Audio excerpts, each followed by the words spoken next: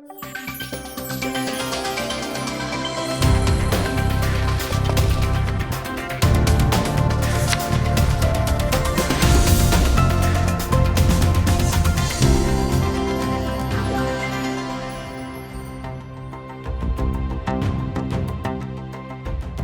عزیزان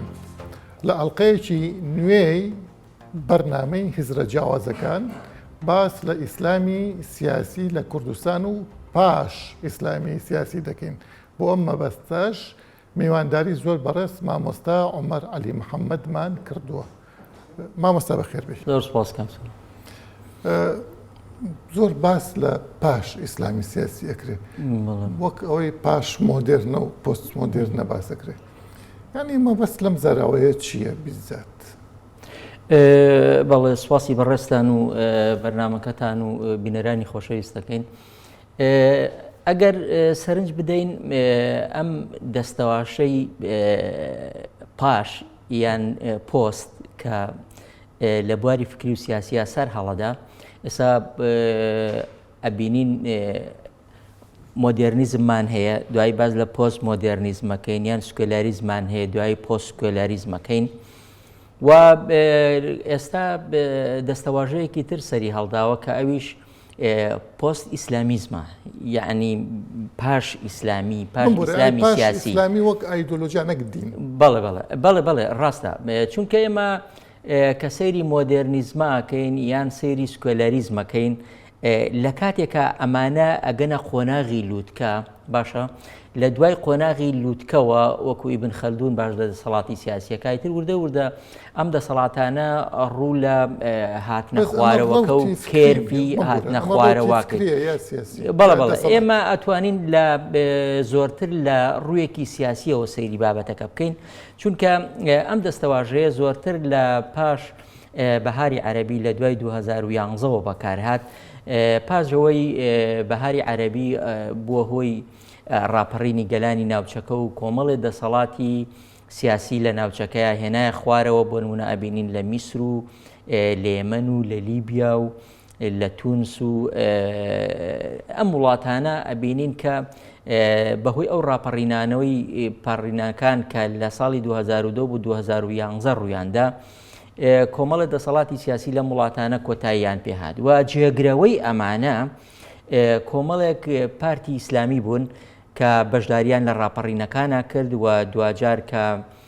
هەڵبژاردن لە وڵاتانەیە هاتنە ئاراوە و گەیشتنە دەسەڵاتی سیاسی بۆ نمونە بە تایبەتی لە میسر و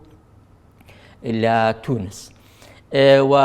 هەندێک وڵاتی تریش بەرەو شەڕی ناوخۆ ڕۆشتن، لەوانە سووریا و لیبیا و یەمەن و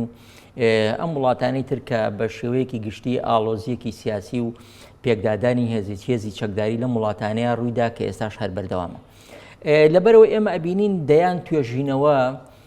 لە دوای ئەوە لەسەر ئەم بابەتە نووسراوە، یعنی لەسەر ئیسلامی سیاسی نووسراوە. ئایا ئیسلامی سیاسی بەکوێیەگە و پاشەوەی دەسەڵاتی سیاسیان لە هەندێک لەو وڵاتانەیە گرتە دەست، بەڵام هێزێکی کاردانەوەی سیاسی لە وڵاتانەیە دروست بوو، هەندێکی لەلایەن جەماوەر و هەندێکیان لەلایەن چەپەکان و پارتە سیاسە نەیارەکان بە ئیسلامی سیاسی و هەروەها هەندێکیان وڵایەکی بۆرێکم لە حەزە بابە فەرمی پارتە ئیسلامیەکان دژی پارتە ئیسلامیەکان ئەوەی کە ڕوویدا ترۆپکی مەسەلەکان لە میسرا بوو، بەس بینیمان مەسەلەن سەلەفیەکان کەنیسە ئەزهەر لە پشتی سیسیەوە ڕاوەستا بوون لە کاتی ئیتر بۆڵی چەپیان. بەڵێ هەمویانی تیا بوون، ینی ئێمە ئەبینین یەکێک لەو گرفتانەی ئەوە بوو کە ئیسلامی سیاسی قبول نەکرا کە لە دەسەڵاتە بمێنێتەوە. یەک ئێمە ئەبینین کە ئەو پارتە سیاسیانەی کە لە ناوچەکەیە هەبوون نەیانتوانی ڕۆڵێکی کاریگەری ئەو تۆ ببینن، بۆ نمونە لە هەڵبژاردنەکانە سەرکەوتن بەدەست بێنن یان وەکو ئۆپۆزیسیۆنێک بمێنەوە بەرامبەر ئەو ئیسلامی سیاسی کە هاتن، بەڵکو ڕاستەوخۆ پاڵیاندایە پاڵ ئەو دەسەڵاتە سیاسیانەی کە هەبوون، ئەوەی کە پێی ئەوترێ دەوڵەتی قوڵ، یعنی ئیسلامی سیاسی کاتێک کە هاتە سەر حکم هەستی بەوە نەکردبوو کە لەم وڵاتانەیە دەوڵەتی قوڵ هەیە و ئەم دەوڵەتی قوڵە لە سوپا و هێزە چەکدارەکان و هێزی ناوخۆ و هەندێک هێزی ئابووری گەورە لەم وڵاتانەیە هەن کەوا بە ئاسانی ڕێگە نادەن کە ئیسلامی سیاسی دەسەڵات بگرێتە دەست. بەڵام ئیسلامی ئیخوان بە تایبەتی خۆی لە ڕووخاندنی مەلیک فاروقا دەسەڵات دەورێکی گەورەیە بکە سەردەمی مەلیک فاروق بە نسبەت سەردەمی جەمال عەبدولناسرەوە بەهشتی دیموکراسیت بوو. وإخوان خوان إيمانا بالتعدد حزبنا وخلق سكاني إيمان بنا أما أشكرا ناتوان بشارت بدوانية هالإسلامي كان خوان تاوان باربون لويك الديمقراطية تان صار بري لبلاتنا الناس أجر برويك واقعي سير كين يعني هندي لا أو توجينواني كباسة كان يعني بون منجون أسبوزيتو لصالي 1992 كاتك هشتا كاتك جاپین قازی ئیسلامی لە جەزائیر سەرکەوت یعنی ئەو شەڕە گەورەش کە لە دوای ئەوە لی کەوتەوە زۆربەی ناوەندەکانی استراتیژی و ناوخۆش باسییان لەوە کرد کە ئەگەر جاپین قاز بگاتە حکوم لە جەزائیرە کارە سادەنێتەوە فکرێکی ڕێ و تاهینەوە سەر کوردستان بەس بەڵام یەک دقە بام قسەم یەک دقە بام قسێتەوە ئەڵە سەنەذبح الديمقراطية ذبحا خوان بەڵێ ئەزانکی سەیری کە نا لەوانەیە یەکێکیان ئەم قسەی قائدی حرسی یەکێکیان لەوانەیە سەیری کە بەڵگەی قسەی سەرکردەیەک یان حرەکەیەک نابێتە بەڵگەی ئەوەی کە تۆ هەمووی تاوان بارکەی ئەمینداری گشتی یەکگرتووی ئیسلامی ئێستا قسەیە بکە حجەنیە لەسەر نازانکی تۆ سیرکە ئێستا ئەگەر یەکێک یعنی تۆ خۆ ئەم ئیسلامی سیاسیە کە ئەیبینی یەک جۆر بیرکردنەوە و یەک ڕەوز و یەک سەرکردە و یەک شت نییە کۆمەڵە ئەفکاری جیاوازە کۆمەڵە بیر و ڕای جیاوازە هەر یەکیان لە ژنگێکی جیاوازەوە هاتووە لەبەرەوە هەر یەکە بیر و ڕای جیاواز و قسەی جیاوازی هەیە یعنی پێم وتی ئەنجا ئەوەی جۆنەس بستۆ لە جەزائیر وتی باشە با ئێمە بیان بینین بێنە سەر حکوم کاتێکە نەهاتوۆتە سەر حکوم ئێمە بەغەیب قسەیان لەسەر ئەکەین ئێستا ئەم قسەیە ڕاست دەرناچێ لەبەر ئەوە ئەمان هەر لە سەرەتاوە ڕێگەیان نەکردا ئەزمونێکی ئیسلامی دروست ببێ بۆ نمونە ئەوەی ئەزمونێک بۆ نمونە لە تورکیا دروست بوو وانە بەڵام ڕێگەیان نەدا لە وڵاتانی عەرەبی ئەم ئەزمونە سەرکەوێ و گەشە بکە و هیچ بۆ چکایان توانی ئەمان لە ڕێگەی هەڵبژاردنەوە هاتبوون ئەیان توانی پارتە ئۆپۆزیسیۆنەکان پارتە چەپەکان پارتە نارەکانی ئیسلامی سیاسی ئەیان توانی جارێکی تر هەر لە ڕێگەی هەڵبژاردنەوە کۆتایی بە حکمی ئەوان بێنن چونکە دەوڵەتی قوڵ سەر بە ئەمان نەبوو لەبەرەوە ڕووخاندنیان زۆر ئاسان بوو لەسەر لە هەرێمی کوردستان ئەم حیزبە ئیسلامیانە با بڵین وەک بەڕێز فەرمووی پاش ئیسلامی سیاسی پێت وایە یەک ئەگەر پاش ئیسلامی سیاسی مەبەست لەوە بێ دیموکراسیەت و قبولکردنی ئەو مەرجانی دیموکراسیەت و با بڵین خۆلادان لە کۆمەڵێک ئەو بنەما ئایدۆلۆژیانی کە لە سەری بنێراون پێم ناڵی دوای ئەوە چ فەرقێک ئەمێنێتەوە لە بینێ حیزبێکی ئیسلامی و حیزبێکی ئیلمانی بمبورە خۆت وەک ئیسلامیەک چرا ناوێک گرتووە وەک پلەپاتە بوو دوای چوتە ناو هەوپەیمانی و دوای شتوتە ناونەوەی چ فەرقێک لەم بینە هەبوو یانی بەم شێوەیە بەڵێ ئەگەر ئێمە سەرنج بدەین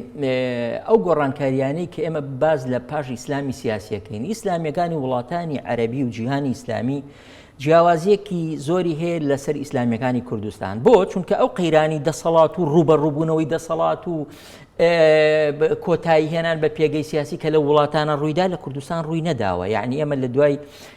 ڕاپەڕینەوە پارتی ئیسلامیەکان لە کوردستان زەمینەیەکی ئازادیان هەیە خۆیان ئیشەکەن بەشداری هەڵبژاردنەکانیان کردووە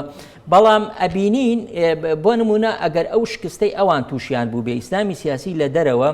کە جەماوەریان ڕووی لە کەمبوون کردبێ و ئاستی هەڵبژاردنەکان کەم بوو بێ یعنی ئێمە بینین پارتی داد و گەشەپێدان لە مەغریب لە 2021 تەنانەت ئەوەندەی دەنگ نەهێنایەوە کە بتوانێت کوتلەیەک پێک بێنێ لە کاتێکا دوو دەورە لەسەر یەک سەرۆکاتی حکوومەتی گرتووەتە یان ئیسلامیەکانی ئەردەن یان ئیسلامیەکانی مەبەست لەمە ئەمەیە کە دۆخێکی ئاسایی هەبووە لە کوردستان کە جیاواز بووە لەو دۆخەی ئەوان لەبەر ئەوە ئێمە ئەگەر سەیری ئەم دۆخەی کوردستان بکەین ئیسلامیەکانی کوردستان لە ئەم قۆناغی ئێستایانە ئەبینین زۆر حاڵەتیان باشتر نییە لە دۆخەکانی پێشووتر ئیسلامی سیاسی لە کوردستان بەم فۆرمە ئەمێنێت بەروی کوێچێت گێشە ئەکە یا بەرەو داکشانەچێت ئیسلامی سیاسی وەک ئەحزابی ئیسلامی دوای ئەوەش باس لەسەر بەڵێ گەر سەرنج بدەین لە ئیسلامی سیاسی لە کوردستان کە لە دوای ڕاپەڕینەوە پارتی سیاسیان هەبوایە ئێستا ئەبوایە لە قۆناغێکی پێشکەوتوتر بوونایە گەشەی زیاتریان بکردایە جەماوەرێکی زۆرتریان هەبووایە بەڵام بەداخەوە بینی ئەو دۆخەی کە ئێستا بۆ نمونە لە هەڵبژاردنەکانە بەشداریەکەن ئەو دۆخی ئێستا لە دۆخەکانی پێشووی خراپترە یعنی ئەبینین لە بازنەیەکی کەمە ئەمێننەوە و دەنگدەرێکی تایبەتی ناو بەس پارتەکانی خۆیان هێناوە و نەیانتوانیوە لە ئاست ئەو خواستەی هەم لایەنگرانی خۆیان نابن هەم خەڵکی تریشابن ئەمەیە بۆ ئەمە ڕاستە ئەمە بۆچی نەیانتوانیوە گەشە بکەن و بۆ نەیانتوانیوە بێنە پێشەوە یعنی ئێمە پارتی سیاسی کاتێک گەشاکە کە بڕوای بەڕەخنەگرتن هەبێ و بڕوای بەوە هەبێ کە نەوەی نوێ بێتە پێشەوە و بڕوای هەبێ کۆنگرەکان پێگەی گۆڕانکاری و هاتنی پێشەوەی خەڵکی تر بن و سەرکردەکانیان بگۆڕێن و بۆ ماوەیەکی دیاریکران ڕێگە بەم شتانە بن بەڵام پێتوانێت ئەچیتە سەرخان و توێ کڵی مەسەلەکان پێتوانێت هەر ئایدۆلۆژیای ئیسلامی سیاسی وەک ژێرخان ئایدۆلۆژیاکە خۆی بۆ خۆی ناتوانێت ئیستیعابی ئەم ڕەوتە کۆمەڵایەتیە بکە کە پێوترە بڵین سنەتی کۆمەڵایەت کۆمەڵگەکان بەڵێ من ئەمەجی سەر توێکڵەکە ئەمە ئەتوانی بیجێڕیەوە بۆ شتێکی تر ئەمە بە ئایدۆلۆژیەکردنی ئیسلام وکردنی بەکارێکی سیاسی تایبەت بەشێکە لە گرفتەکە خۆی بۆ چونکە تۆ لە ناو کۆمەڵگایەکی مسلمانە کە هەموو شتەکانت کارکردنە لەسەر پرەنسیپی ئیسلام و دین و ئەو شتانی کە تۆ ئەیکەی باشە کە تۆ لە هەڵبژاردنێکە 5 ئەندامەهێنی 6 ئەندامەهێنی لە زۆرینەیەکی لە سانە و 4 خەڵکی مسلمانە ئایا نابێ ئەمە پرسیارێک لەسەر خۆ دروستکەی ئێستا بۆ نمونە لە عەبدوڵڵا گوڵیان پرسی کە سەرۆکۆماری تورکیایە ئەو کاتە کە سەر بە پارتی داد و گەشە پێدان بوو وتیان پارتەکەی ئێوە بۆ ناوی پارتێکی ئیسلامی نییە وتی باشە ئێمە لە ناو کۆمەڵگایەکی مسلمانە بوونی پارتێکی ئیسلامی چ مانایەکی هەیە ئایا مانای ئەوە نیە خۆمانەکەینە کەمینەیەک لە ناو زۆرینەیەکی مسلمانە زۆر باشە پێتوانێت ئەم پرسیارە لەم قسەی بەڕێز ئەوە لە عەقڵێتی ئەوە دەرەچێت کە من باشترم خەڵک مرتەدە من مسلمانم ئەو قۆزاخەکردنە لە ناو چوارچێوەیەکی ئایدۆلۆژی و حیزبیە بە ناوی دینەوە کە تۆ خۆت ناونە ئیسلام ئەوی تر ناونانێ غەیری ئیسلامیانی ئەمە پێویستە بمبورە لە ناو ئەوەی کە ناومان ناوە پاش ئیسلامی سیاسی ئەمە هەڵەوەشێتەوە یعنی کۆمەڵگە ئەبێتە کۆمەڵگەیەکی مسلمان نشین هەر کەسەی لە ماڵی خۆیان وەک سەردەمی زوو بڵین ملتەزیمە بە کۆمەڵێ دابوونەریتی دینی و توقوسی دینی و باقی وسلام ئێمە ئەزانیی یەکێک لەوانە ئەبێ پارتی سیاسی بڕوای بە توێژینەوەی سیاسی هەبێ بڕوای بە ڕەخنە لە خۆگرتن هەبێ بڕوای بەوە هەبێ کە گۆڕانکاری دروستکە چ حیزبێک بە ئەلمانی و ئیسلامی وایە نا ئەزانیی وەکو ئەوەی ئێستا لە ژینگەی کوردستانە ئەو ژینگە سیاسی کە هەیە هەم وەک بڵێم زۆرینەی پارتە سیاسیەکان وەکوەڵێ خوی یەکیان گرتووە ینی لە ڕووی بەڕێوەبردننی کۆنگرەکانیان ڕەنگی یەکیان گرتووە لە ڕووی بەڕێوەبردننی کۆنگرەکانیان لە ڕووی قوبولکردنی ڕەخنەوە لە ڕووی هێنانە پێشەوەی گەنج و خەڵکانی تازە پێگەیشت و یعنی بەڵام لە ناو پارتە ئیسلامیەکانە شتێکی تر هەیە ئەوان لە ناخی خۆیانە لەبەر ئەوەی بڕوایان بەوە هەیە کە ئەوان خەباتەکەن بۆ حاکمیەتی خوا إن الحكم إلا لله وهنا پێشەوەی ئەمە لەبەر ئەوە هەر ڕەخنەگرتنێک لە کاری سیاسی ئەمان ئەوان وای دانێن کە ڕەخنەگرتنە لە ئەمە ئێستاش کابرای ئیسلامی بابای ئیسلامی پێی وای إن الحكم إلا لله ئەو معنایەکە مەسەن سەید قوتب باسیەکە بەڵێ تۆ سیرکە بە دیوێک لە دیوەکانە ئەمە لەوانەیە بە ئاشکرا نەیڵێن بەڵام لە کاتێکە ئەوەی کە تۆ کاری ئیسلامی وەکو کارێکی پیرۆز سیر بکەی و جێگەی ڕەخنەگرتن نەبێتەوە لای تۆ مقدس بێ چونکە بۆ ینی بۆ نمونە ئەوان کارەکەیان بەوە لە قەڵەمەدەن ئێمە کاری جەماعەی ئیسلامیەکەین کە کاری جەماعەی ئیسلامی شت کرد هەر ڕەخنەگرترێک لە جەماعەی ئیسلامی خۆتاوانبارکردنە بەوە لەبەرەوە ئەگەر تۆ پارتی سیاسی بێم بە بڕوای من ئەم پارتە سیاسی ئیسلامیانی کە لە کوردستانە هەن ئەمانە زۆرتر مۆرکی جەماعەی ئیسلامیان پێوە دیارە نەک پارتی سیاسی بۆ چونکە بگەڕێ لە ناو مەبەس کۆمەڵێک خەڵکی مولتەزیمی ئیسلامین کۆبوونەوە لە ناو چوارچێوەیەکە نەک حیزبی سیاسی بۆ ئەمە بڵێم چونکە ئەگەر پارتی سیاسی بی پارتی سیاسی ئەبێت چەترێک بێ بۆ هەموو کۆمەڵگا بێ ئایدۆلۆژیا بێ ئەبێ بتوانی سفور و مەحەجەبە و ڕیژدار و بێڕیش و دیندار و بێدین کۆ بکەیتەوە واتە ئەبێت چەترێک بێ کە بتوانێت هەموو چین و توێژەکانی کۆمەڵێک کۆمەڵگا لە خۆ ئامانجی بگرێت. دنیایی هەبێت. بەڵام لە ناو حیزبی ئیسلامیەکانە بێجگە لە خەڵکە مولتەزیمە ئیسلامیەکە کەس لە ناو ئەوانە جێگەی نابێتەوە. لەبەر ئەوە ئەمەیەکێک کە لەو هۆکارانەی کە ناتوانن ببن بە پارتێکی جەماوەری و ئەو قۆناغە تێپەڕێنن و خەڵکی تر هیوان پیان بێ لە کاتی دەنگدانەکانە دەنگیان پێبن. لە هەموو ئەم خەریتەیە ئەم جوگرافیە ئیسلامیە یا پۆست ئیسلامیە سەلەفیەت لەکوێدان؟ بەڵێ گەر سەیری سەلەفیەت بکەین لە قۆناغی ئەوەی کە بە ئایدۆلۆژیکردنی ئیسلامە و سەرقاڵکردنی ئیسلامیەکان بە کاری سیاسیەوە و بوونی چوارچێوەیەک بۆ ئیسلامی سیاسیش کە ئیتر لەوە زیاتر گەشە ناکە، ئێستا لە بەرامبەری ئەوە ئێمە تەیارێکی سەلەفی ئەبینین. بەڵام ئەم تەیارە سەلەفیە لە پشتی تەیارە سەلەفیەکەوە چێ پشتیوانیانەکە، چێ هانیانەدا و بە چ مەبەستێک پشتیوانی ئەکرێت. واز لەوە بێنە پێم بڵێ سەلەفیەت لەم خەریتەی بەڕێزت باسێکی پاش ئیسلامی سیاسی لەکوێ جێبێتەوە؟ ئەتوانێت ببێتە ئەلتەرناتیڤ بۆ ئیسلامی سیاسی؟ ئەتوانێت ببێتە بڵین پاڵپشتێک بۆ دەسەڵات؟ ئەتوانێت کۆمەلگە داگیرکە یا کۆمەلگە هەر ئەچێتە ناو ئەو با بڵین چوارچێوە تەقلیدی کە خۆی لە دین تێگەیشتووە لە ماوەی 1400 ساڵ؟ بەڵێ گەربینی ئەمە تەبعاً ئەم تەیارە سەلەفیەش تەیارێکە لە دەرەوە هاتووە. باشە خۆیخوانش لە دەرەوە کە لە دەرەوە هاتووە سەیریکە. لەبەر ئەوە تەمویلکردنەکەی بۆ ناو کۆمەلگای کوردی ئێستا نامۆیە بە کۆمەلگای کوردی لەگەڵ ئەو دیاردە دینیە پێشوو کە هەیە و لەگەڵ ئەو دیاردە تەسەوفە ئاینی کە لە هەرێمی کوردستانە هەبووە و ئەگەر مێژووی ئاینی لە هەرێمی کوردستانە سیر بکەی سیرەکەی دیاردەی ئاوای تیانە بووە لەبەرەوە بوارەکانی تریان بەجێ هێشتووە و خەڵک بە شێوەیەکی گشتی ئێستا تەیارێکی ئاینی گشتی کۆمەلگا هەیە و ئەم تیارە گشتیە کۆمەڵایەتیە زۆرتر لە گەشەکردنایە و زۆرتر گەشاکە. یعنی ئێستا لە جیاتی ئەوەی تیاری ئیسلامی سیاسی گەشە بکە تیارە دینیە کۆمەڵایەتیەکە لە گەشاکە لە دەرەوەی ئیسلامی سیاسی. تعبیرێکی بۆ دابنێم کە 2008 دامناوە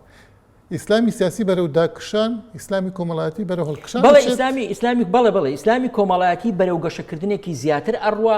و خەڵک ئێستا بە شێوەیەکی گشتی حەز ناکەن تێکەڵاوکردنێک لە نێوان